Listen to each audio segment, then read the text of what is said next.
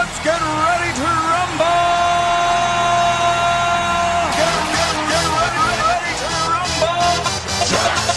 Hello and welcome to episode 1 of the Opening Line podcast presented by Sharpside Sports. I'm your host, John Abbey. To the left of me is my identical twin brother, my co-host, and the co-founder of Sharpside Sports, James Abbey. What do we got on tap today, James? We're going to be doing fantasy ADP versus the overall betting market, a snake draft, me versus John on breakout players in the NFL, dark horse to make the college football playoffs, and then John's divisional parlays.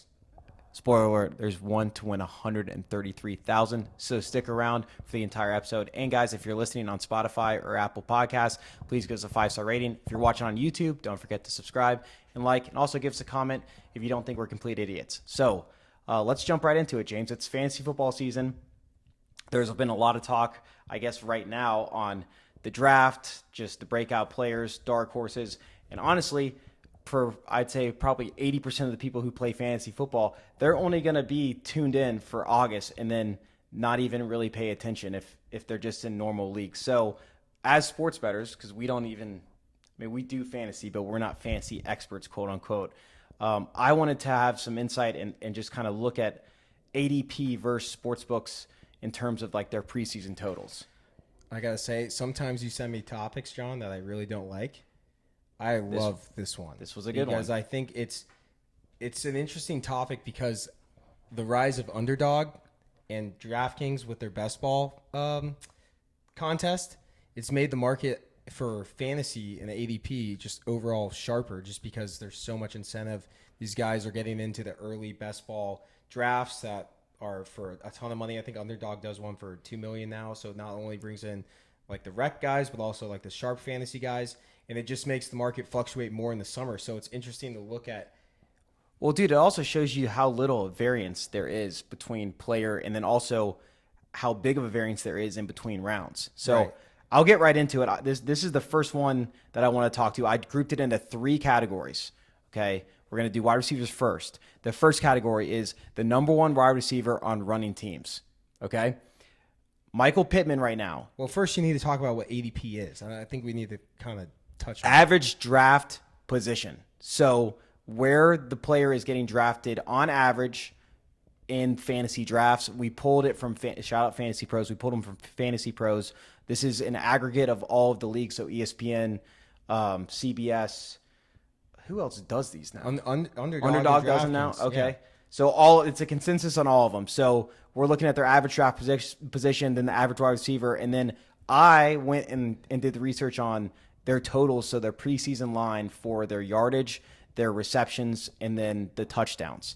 So like I said, let's go. You want to jump into it? Well, I mean, I think you have to just like overall like talk about the difference. Like the ADP, when you're drafting a player for fantasy, there's a lot of things that go into it, whereas the betting market is just over-under. You are looking more at the average, I think, rather than the total range. Like ADP, if someone drafts a player, you know, like the first one you have on here is Davante Adams. So he's wide receiver 10 on ESPN, but he's ADP 16. The ADP is going to be farther back, not only because there's running backs and whatnot that come in into play as tight ends.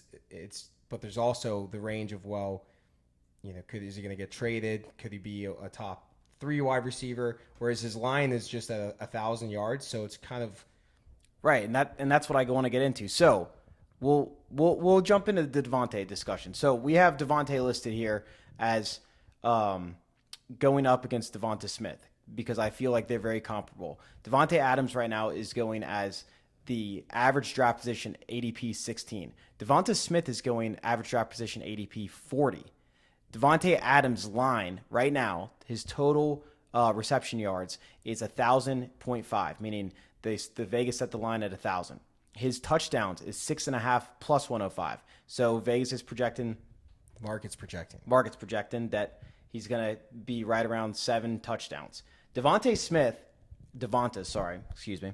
at 975.5 yards for the total and 4.5 TDs. So that I don't think that warrants that big of a drop off from Devonta to Devonta.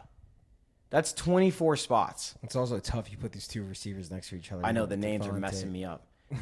But I don't think that. Let's start saying Adams and Smith.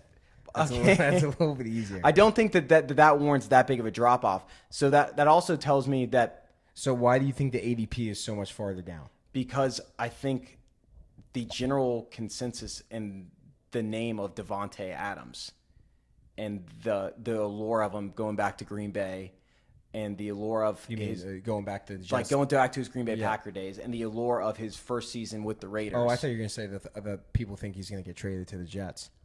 I mean, that could be part of it, but again, the markets don't set that. You know, they're not factoring that in. So Right, maybe, I'm talking maybe about- you think the fantasy Yes. implications I of think it. the fantasy implications of people think he's going to dominate target share, number one. And then number two, there's so many ranges of possibilities with him because he could go to the Jets. Right. He could become the number one guy there. You know, his upside potential is higher than Devonta Smith because Smith is A.J. Brown taking a ton of his target shares. So it's like there's not a huge upside with him where with Adams, you potentially could have a you could higher have a huge upside. upside. That's why I think that's why the yardage is only 25 yards apart. TD's only 2, but you have a huge jump in ADP. Plus, there's probably you have to.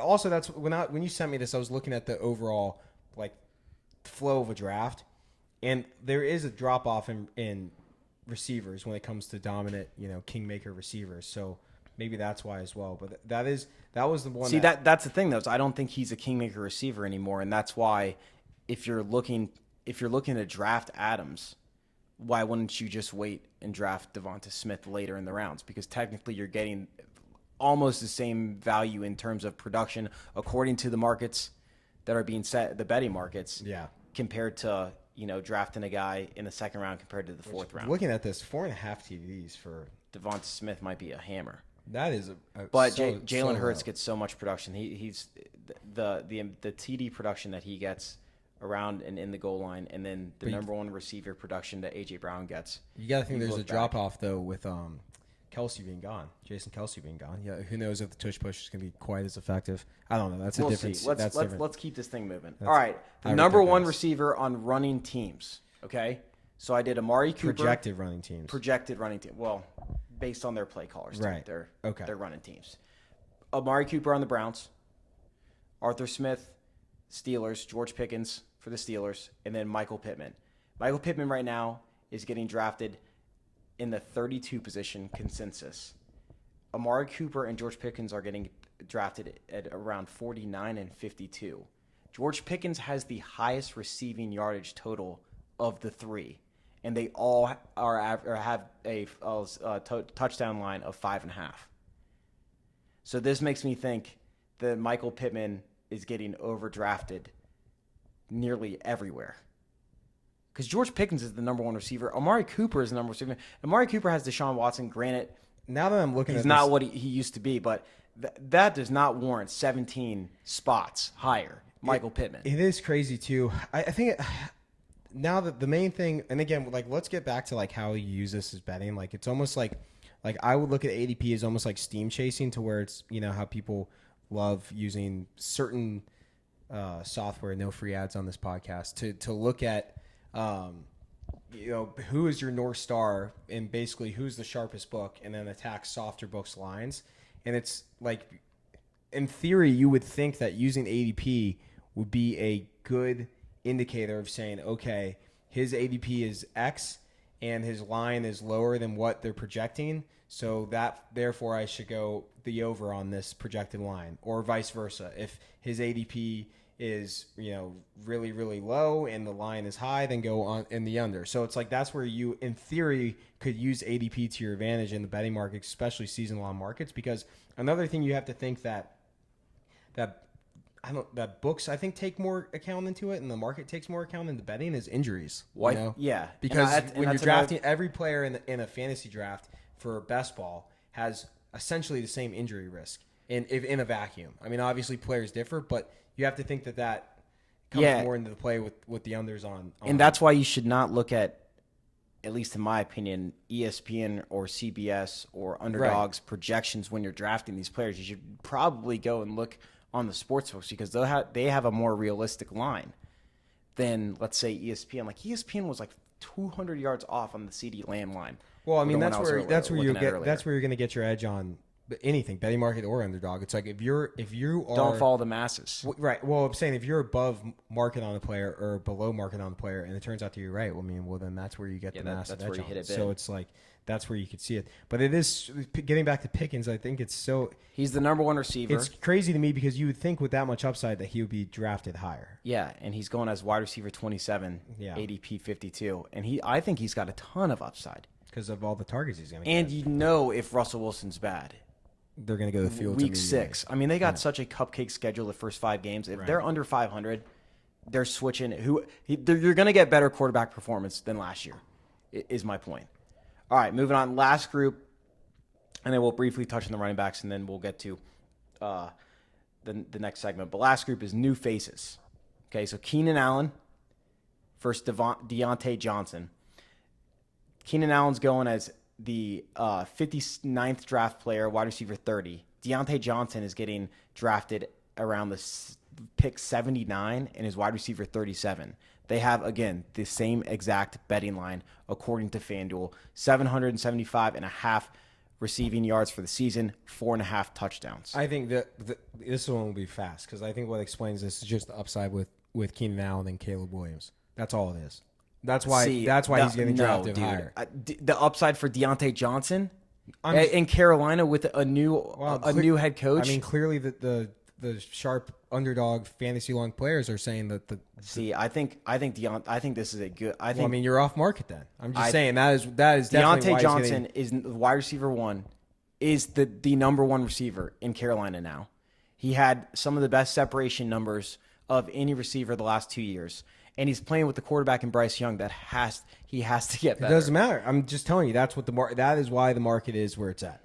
Is because there is a higher upside in best ball Keenan drafts. Allen has there's so many mouths to feed in Chicago. But the overall offense should be better than Carolina, who was the worst in the league by a long shot. But you still this is going back to another argument of like, who would you rather, if you're going to be betting on a guy like a season-long total guy, for example, like Deontay Johnson at 775.5, would you rather be the number 1 guy on a bad team than he could be the number 3 guy on in Chicago?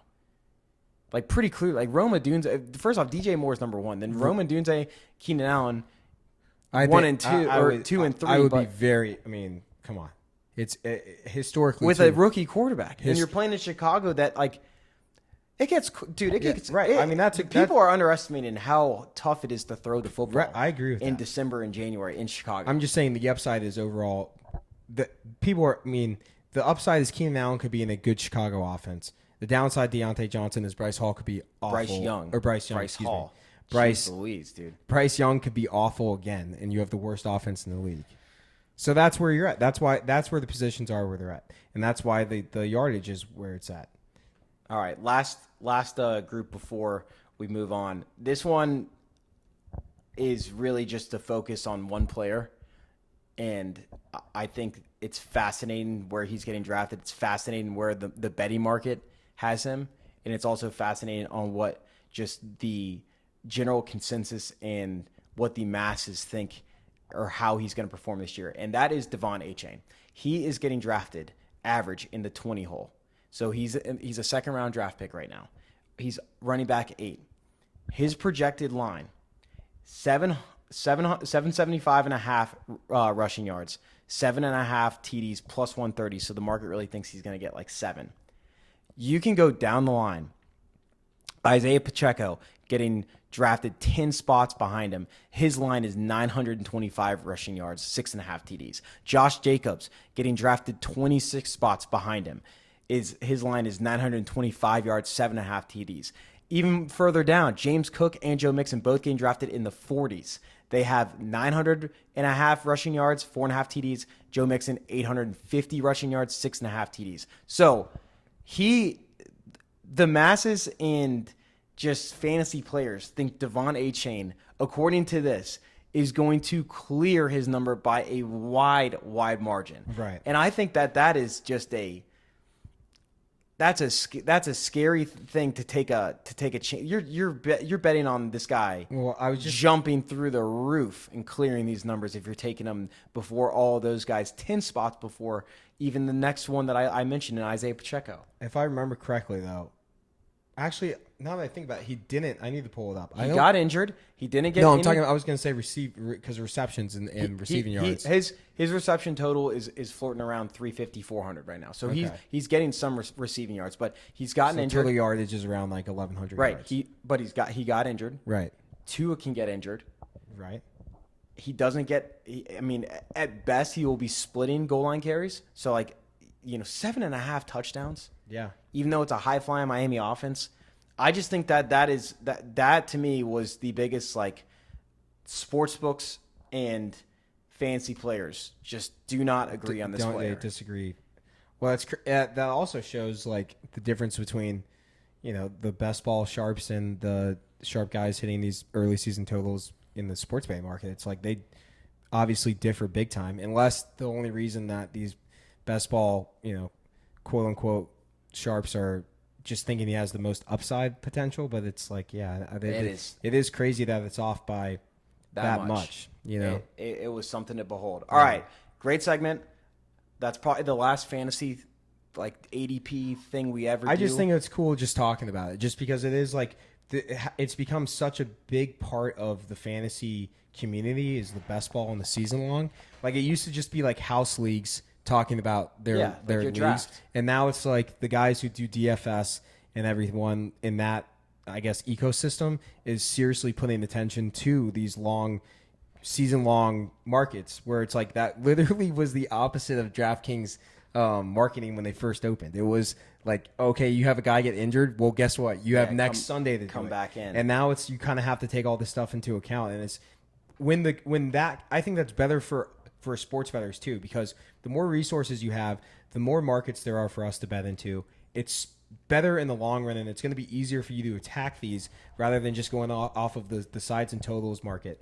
And I'm not a huge huge advocate of putting your money into something for however long the season is. That was 6 months, 7 months, to where if you could get a higher ROI if you're going week to week. But if you look at it and there's something that you think there's a big edge on, I don't know, 15% edge, you get 10% edge. Devon H. Yeah, if you and you have the bankroll to put that money away, then yeah, and it's you really can use all the tools out there, free or paid. It has never been this advanced, so good for everyone, honestly. You done with your rant? Yeah, I am. All right, here we go. We're gonna do our first ever head-to-head snake draft. We don't know what to call it yet. We'll figure out the name, but what is gonna happen is I'm going to draft a player, James is going to draft a player, then James will draft a player, then I'll draft a player, so on and so forth. Just 3 spots this time. At the end, or in the video, please let us know who you guys think who do you think will win this event. If you're listening on Spotify or Apple Podcasts, head to our socials. We'll post these and let us know who you think did better. So here's the rule. We're drafting players who we think are going to break through in accordance to their projected line. So if you think that he's going to have a huge year touchdown-wise, or huge year reception-wise, or huge year yardage total-wise, say that player, give me the reasoning, and tell me the specific stat. And I will let you start us off, my friend. Okay. Well, I didn't know that last part when you sent this to me, John, so we're going to have to kind of think on the fly here. But my first player is A.J. Brown. So I guess I'll look at touchdowns and overall yardage, and that's simply – it is – Going out on a limb on A.J. Brown. Well, I mean, it's – Jesus. It honestly is crazy. Well, I'll pull it off because bud. I do think I remember when I was looking at DraftKings, I think he was not if you looked at 7+ TDs in the yardage market to lead the yardage, he was not one of the top 5 guys. Okay, so he's really not. So it's breakthrough player AJ Brown. He's already been a perennial Pro Bowler. Well, again, you said that this is compared relative to so he's gonna. So who do you think he's gonna break? Here's my thing: is Kellen Moore's power slot offense, he just makes everyone a printing press in that position. Keenan Allen led targets last year before he got hurt. The year before that, we saw CeeDee Lamb really come into his own. It's just a great spot for a receiver to really take a stronghold and go nuclear. Week to week, season long, it doesn't matter. I think he's going to have at least 10 touchdowns. And is going to go over his receiving yardage, which I think if you go, I remember on DraftKings right now, I have to look. 1,300 is 2-1. So both those, I think he's going to go over. Especially when you look at guys relatively, it's like, Tyreek Hill to get, I think 1,300 is minus 110. So I think he has that capability and the upside to go nuclear again for the whole season. But and reports right now are saying that him and Smith are kind of splitting that slot role. There's like in training camp, and I hate going off training camp, but they're saying that they're kind of going, 50-50. And even if he takes that spot 60-40, he is going to take so much target share that it is going to be a huge year for AJ Brown. So that's why AJ Brown's my first one. All right. Well, and honestly, leading off the first draft, don't you want to take a guy who's going to be known? You don't want to take like a huge sleeper, Hey, buddy, I got one for you, bud. All right, my first pick, I'm going 180 on you. Khalil Shakir to clear 625 receiving yards this year. That is my number one breakthrough. That's my favorite season total yardage of the year. He was first in yards per target last year. He was third in yards after the catch. He was seventh in adjusted yards per route ran. And the Bills have vacated 86% of their targets and 90% of their yardage in the wide receiver room from last year. They only brought in Keon Coleman. They brought in, Curtis Samuel, who's like 35 years old now. And I just think that he's going to be a big part of the offense. He came on so strong last year at the end of the year. And he has the tools and the weapons to just absolutely take in control either that wide receiver 1 or 2 position. Now, Keon Coleman's going to get targets. I'm not going to be oblivious and sit here and lie to you guys. But I think that I would not be. I'm thinking he's going to end 800 receiving yards, 4 touchdowns, and clear that 625 number. Clear. Okay. So that's number 1. Number 2. The other player that I think is going to – this is an easy one. Zamir White. So when Josh Jacobs got injured, his 4-game audition, Zamir had 84 carries, 457 yards, 2.33 yards after contact. That was best in the NFL, and Pro Football Focus rated him as one of the best A and B zone runners. Antonio Pierce has already said that the Vegas Raiders are going to be a ball control team because he said we're going to be a ball control team. I take that as we suck at quarterback. We have a good defense. We're going to run the ball, keep these games ugly, and try to claw our way to 8 or 9 wins and get in the playoffs. How do you think they're going to do that? They're going to give Zamir White the ball. They only brought in Alexander Mattison, who everybody last year, that was like the Mr. Breakout. He was supposed to be a bell cow. Sucked. Yeah. Terrible. He was not worth a damn in Minnesota. He's going to be a guy who gets 8 to 10 carries maybe, but I see Zamir clearing that 867-yard mark. He's going to get 1,000 yards. Yeah, so those are my 1 and 2 picks. Okay. My second pick, and we're cutting it short because you only told me 2 Yeah, we people. do 3. I said you 3. told me 2. No, we got 3. Oh, well, again, we're cutting it short. We're only having 2. Keep it fast. No, dude, I got one more for you. All right, well, hold on. Let me do mine because mine is a direct competition. I guess I'm bowing out on this competition. Yeah, you're gonna lose this. Dude. But my second somebody came unprepared. The second breakout is a direct. I guess they do compete against each other, but it's Dalton Kincaid, just because I think that again, like I don't think Shakir is going to take that much target share from him. Okay, and he had 20% target share on routes ran last year. Problem is he didn't run that as much routes as everyone was projecting because they didn't use 12 personnel all the time. Dawson Knox was on the field for a majority of the blocking, so his snap total wasn't there.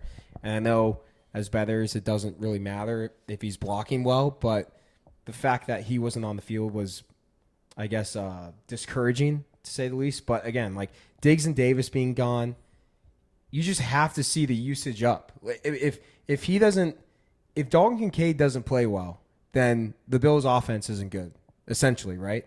He's just got a lot of question marks. Yeah, That's because why- Keenan Cole. I mean, historically, rookies aren't good 1 through 4. Weeks 1 through 4 takes a while to adjust. I'm not sure if Keenan Coleman is ever going to be that fantastic this year, and Curtis Samuel is not that guy. And Old news. And Old news Samuel. Khalil, it's or Shakir. It's like if Kincaid does not put up numbers, who will? So that for that reason, I like Kincaid to get over 1,000 yards at plus 250. 1,000 yards? Yeah. Holy cow. I think he's going to have huge target share. I think he's going to get like 25% of the target share. All right.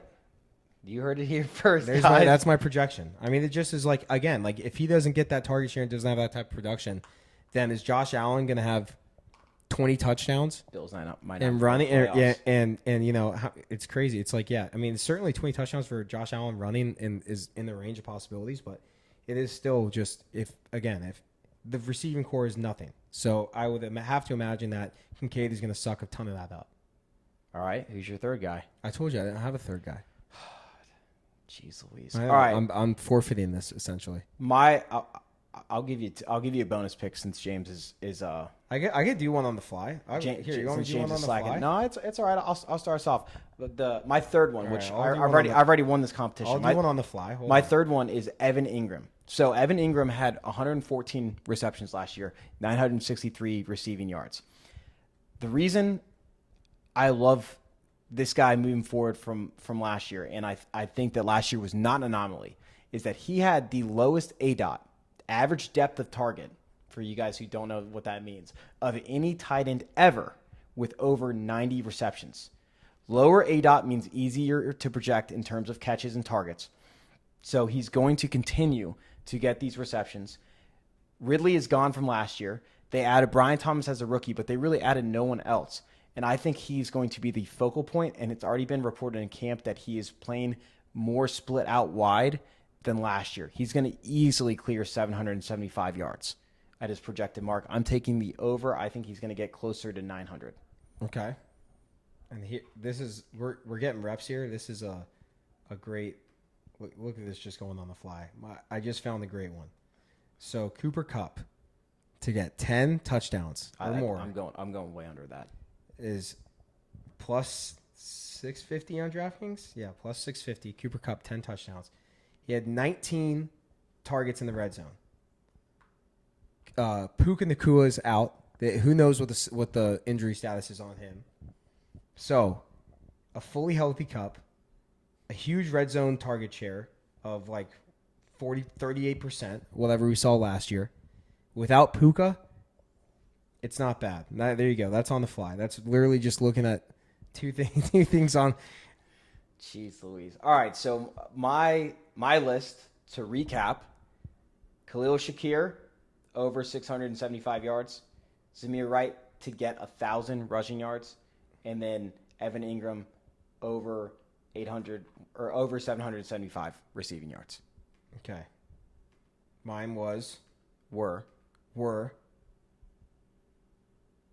Can't even remember his.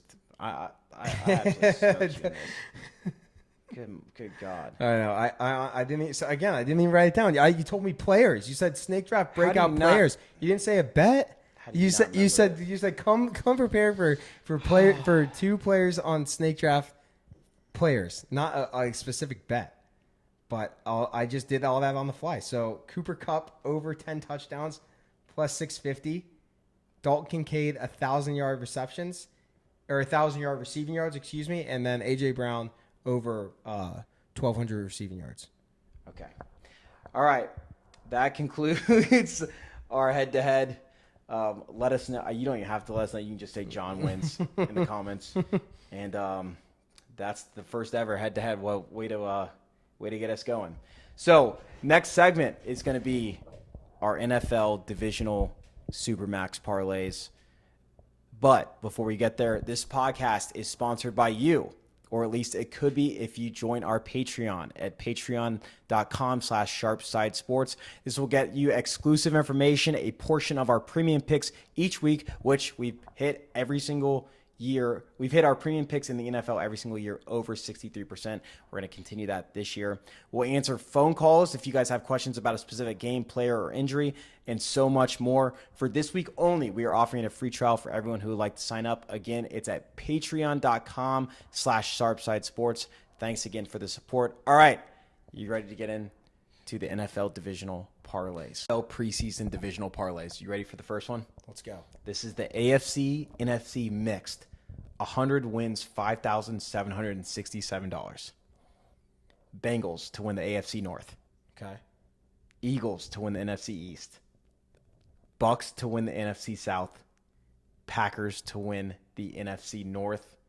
Again, 100 to win $5,767. Usually when I hear those, I'm always like, there's no shot that's hitting. But that surprises me that it's that Bengals high. plus 165. Okay. Eagles minus 125. Right. I knew they were favored. Bucks to win the NFC South plus 310. Yeah. Market's really high in the Falcons. And then Packers to win the NFC North plus 225. I imagine it's just Detroit and Packers that are sucking up all that. Eagles, very high on. The Cowboys are surprisingly thin on offense. They don't have a running back. And if CeeDee Lamb tweaks anything or gets injured, that offense is gone. I love the Eagles this year to bounce back. Kellen I Moore. love the Bengals to bounce back. Yeah, I love that too. I think the Ravens they're going to be tough. That's a tough one. The revenge of Joe Shiesty, the revenge of Kellen Moore. Yep. Okay. It's just tough because I'm saying Kellen Moore on the Eagles going against Cowboys. Yeah. I just think that I don't know. The Ravens could be an issue with Derrick Henry just because Derrick Henry faced the most loaded box of any running back last year. They could be a ground machine, but at plus 165, I like that price. All right, that's my AFC NFC mixed parlay. Okay. Ready for the AFC special? Yeah. Dolphins to win the AFC East plus 220. Okay. Texans, my Texans, to win the AFC South plus 105. Okay. Rolling with the Bengals again. We're kind of putting a lot of eggs in those baskets, but we're going to roll with them. To win the NFC North again, plus 165. Chiefs to win the AFC West, minus 230. That's 100 to win $2,400. Again, Dolphins, Texans, Bengals, Chiefs, AFC special, 100 wins you $2,400. I like it. Here's my NFC special. Oh, you got the NFC special. I got a bunch for you, buddy. Okay. NFC special, NFC divisions only. So, 100 wins you $3,163. Okay. Rams to win the NFC West plus 330 for those keeping track at home. Lions to win the NFC North. You're hedging. I'm hedging out on the other one. All right. Plus 130. Falcons to win the NFC South. Minus 120. Well, big hedge then. I feel like that's an overcorrection to Kirk Cousins, but that's for another segment. How tilted are you going to be if the Bucks the win the Panthers division? No, I'm saying. Oh, and then the Lions? Yeah, it'll be tough. Yeah. And then the Eagles to win the NFC East minus 125. Again, 100 wins you $3,100. Rams to win the NFC West. Lions to win the NFC North. Falcons to win the NFC South. And Eagles to win the NFC East. And then here is the Mega Max mixer. Okay. Dolphins to win the AFC East. Okay.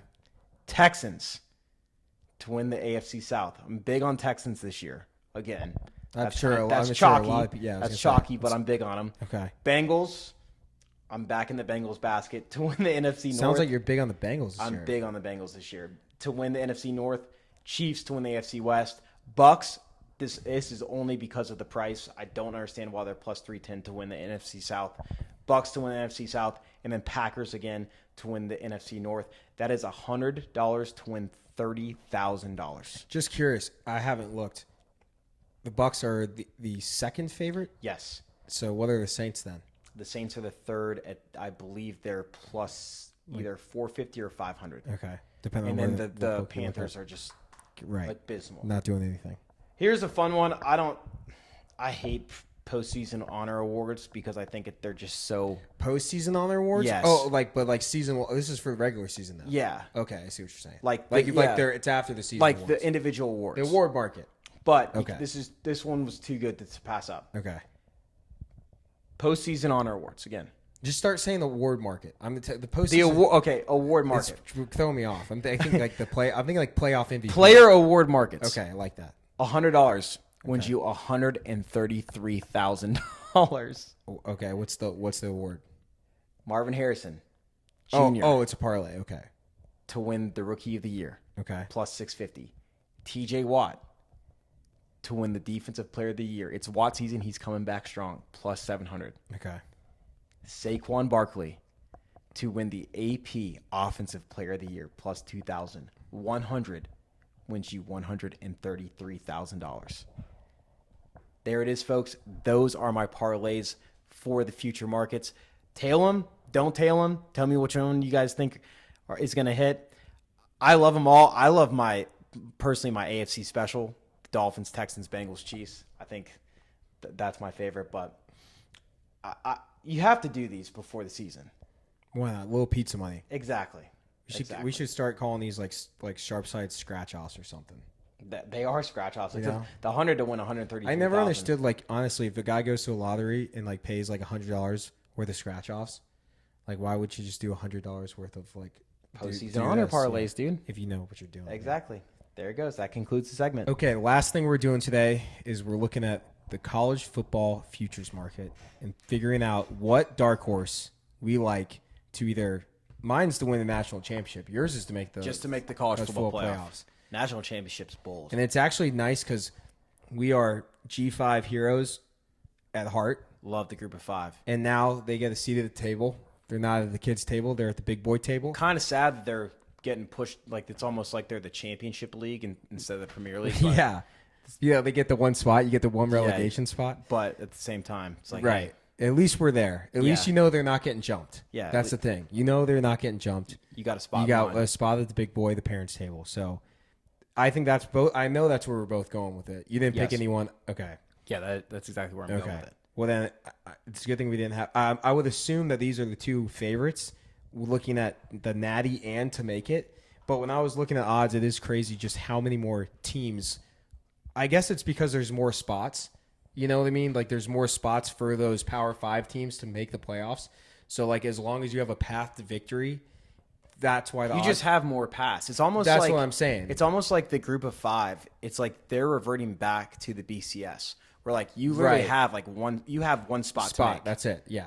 That's why it is nuts when you look at it. You're like, okay, wait, why is like I don't know, like UCF ranked over, you know? Yeah. It makes it. Yeah, it comes back to the past of winning these bets. Because you know that it's like Notre Dame automatically is going to get a spot now because Right. they're not group of five or Power 5, which is complete. Yeah, they juke the system. Yeah, and then you have the SEC and the Big Ten are going to suck up so many of those spots that it's when you look at the future market, it is interesting that it's like you if you're going to be taking or if you're going to be high on a group of five team, like you better be selective. You Right. can't be taking more than one or two future bets on these guys to make it. And I think too, two things. One is you're 100% right. You got to be selective, and I think there's probably realistically there's like 4 teams that could actually do it. Maybe. And then on the flip side, it does provide a nice hedging opportunity if your team makes it there because the odds are so long that you can start hedging from the And if you have a good first team, spot. there's hedging opportunities in the middle of the regular season. Right, 'Cause exactly. You know that they're going to whoop some of these teams they're playing just because of how weak the schedules are nowadays. Okay. Well, So, all right, now you now dive I'm getting in first, to you want me first? I'll go first. My team is Boise State, and I think it's because the offense has the potential to be like the best G5 offense in college football. Dirk Cotter's the OC now, coming back to his place that made him millions, which is where he got to start. Or I don't know if he got to start, but that's where he really took off was at Boise State. Throwback. Yeah. So he basically stayed in off season. The offense isn't reinventing the wheel for what they did last year. Like they're basically going to have the same key pillars of what they had. They got the best, honestly, probably the best G5 college football offensive player in the country with Ashton Gentry. I always mess it up. So it's Genty. It's Jaenty. So I apologize to Ashton if I'm butchering your name right now. But he is going to be an absolute stud. PFF had him as the top running back, top player in terms of overall offensive rating. He finished second last fall in all-purpose yards.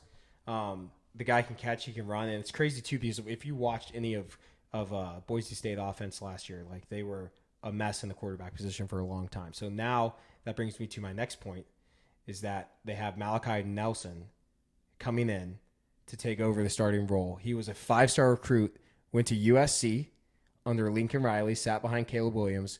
He had surgery in, I think it was his labrum. So that's kind of put him back. So it is a little bit of a gamble with that because you don't know how well he's going to come back from that. But he was a 5-star recruit, and scouts regarded him as the best passer in a class that had Arch Manning, the guy in Tennessee. I can never say his name either, so I'm not going to butcher 2 names in one segment. Rashada? Yeah, Rashada. So he's an elite. I mean, he's one of the best. They said he's the best passer in Jordan Love-esque coming out of high school. So you're just banking on this offense, just overpowering everybody. And also, the defense was not going to be great. The secondary was the problem, and they got 2 transfers coming in, which brings me to the TARP rating. Boise State's second in defensive TARP. So Overall? yeah, overall. Wow. So the fact that this team has a legitimately, we know they're going to be great. It's like they got Saquon Barkley and Alvin Kamara in the backfield in one guy. He's an absolute stud. So and he did this with a below par offensive line and a below par quarterback last year. You have to think he's going to be an absolute beast back there. And then the schedule. This is where I really like it. They play Oregon. They play Georgia State to start, or Georgia Southern at Georgia Southern to start. That's a tough one. It is a tough one. Got to go across the country. And then Boise State at Oregon. That's a loss. Right. So you could go 0-2. Let me get to it though. This schedule, the only 2 teams that I think can jump Boise State, or really the one team, I'll just narrow it down, just I think is yours. The team that can go run the table because they have a Charmin soft schedule is Liberty. And I think the committee has a ton of pressure on them. They got to get this right. The first G5, you got to get it right. They just saw Liberty get the doors kicked in on them in the Fiesta Bowl. If Liberty runs the table, all right, 11 and or what? Yeah, 11 or 12-0, and you have a Boise State team whose only loss is at Oregon, and it's not a complete, boat race, 60 to Shit show. Yeah, I think they put Boise State in over Liberty. Okay. I really do. That's why I think that they have the better path. They could. See, that is why, and folks, I am taking Liberty to make the college football play at plus 450, and that is why I think that they will make it, because their schedule is so bad. But no PFF, they have, according to the odds, the best Group of 5 player in Caden Salter, the quarterback. What do you say in terms of odds? He is the guy who is projected to be the only All-American in Group of 5. Okay. He's on the what's the quarterback watch list? I always get these ones mixed up. It's like hockey. I don't know. Like the Hearts or whatever. Yeah, like yeah. He's on that watch list. He had an unbelievable year last year. They're bringing back their running back Cooley. They have, in my opinion, one of the best Group of 5 play callers in the recent memory, and Jamie Chadwell, who was at Coastal Carolina, is now at Liberty. Oh, he's a stud. And they're going to just boat race and blow out every single opponent. Their schedule this year is ridiculous. The hardest game they have is against an App State team that was shaky last year, hasn't been the same for the last 3 years, and then a UTEP team who lost their starting quarterback. They have no clue what you're going to get with that UTEP offense, and also just with all of the skill players around UTEP. You just do not know. You don't know what they're going to be. They're not going to be what they were last year. Let's put it that they're way. going to. Well, besides App State, I was because I mean, dude, I can't prepare. I can't prepare for this segment. They're playing New Mexico State, right, who was pretty good last year, but that's no. Listen, that's no Oregon. Again, I came prepared. The only game that they're projected not to be favored by 7 points or more is New Mexico or App State. App State. It's crazy. You're East Carolina, FIU, Jacksonville State, Kennesaw State, Middle Tennessee State, UMass, Sam Houston, WKU. Reed's gone. That team's not going to be the same. It is such an easy schedule. They should easily go 12-0. They should easily win every game without sweating. And if they do that, that's my thing. Is they can't. The committee cannot keep. I think they can. I think they can because of that. You can't bring results that happened in years prior into a new season. I'm just saying. I think they're not going to. You can't do that. Well, then, so you have. But when it comes to Boise State, you have multiple ways, and if they barely listen, beat let me Southern, finish. Let me finish. It comes down to basically the Oregon game. A win is a win in that, and the Georgia Southern doesn't matter. It's the first game of the year. It does not matter. If they keep it close against Oregon, then I think if they go 11-1, it's no doubter they're going to be in over Liberty. They could even lose that game by 30 points. I think and they still get in if they go 11-1. So that's where it comes down to where it's like, if they cover the spread, which I'm assuming I don't honestly not even cover the spread. If they keep it tight, I think it's a no-brainer that the committee is going to put in Boise State if the offense performs how I think they will and go over 30 points basically every game. Then there's no way you put Liberty with that soft schedule over Boise State. If they go 12-0, man. Yeah. It'll be that. I think this conversation will be had at the end of the year. I really do. I'm that confident in both these teams. I think Liberty is going to be great too. I can't wait to back them a lot. I don't see. I really you can go through schedules and you're a little bit more optimistic than what actually happens. Right. A lot of the time, I don't see a game where these guys don't win. Right. I know.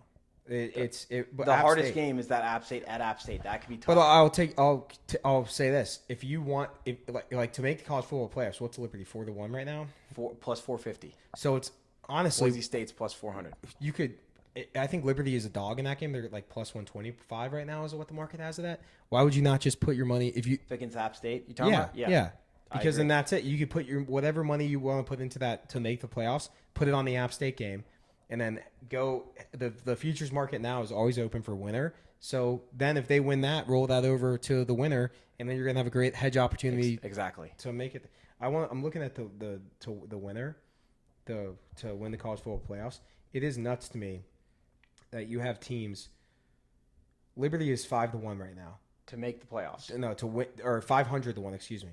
To win the national championship. Well, they're not. I mean, yeah, but they're not. Boise State's 400-1 to win. They're not winning. Both the teams are not winning the national championship. I'm just saying, because of the path or the difficulty to make the playoffs. What we just talked about, you have beautiful hedge opportunity to once they make it in. I mean, it's great. All right, there you guys have it. We both. I have Liberty to make the college football playoff plus 450. Love that. James has Boise State, basically same odds. Those are our two picks. But I like going to win the national championship. I think 400-1. I think you're going to get a better return if you bet them to win the national championship and pick your spot hedging in the playoffs. Well, there you guys have it. I appreciate everybody who tuned in. We'll be back next Wednesday, and good luck to all this weekend. Yeah, good luck, guys.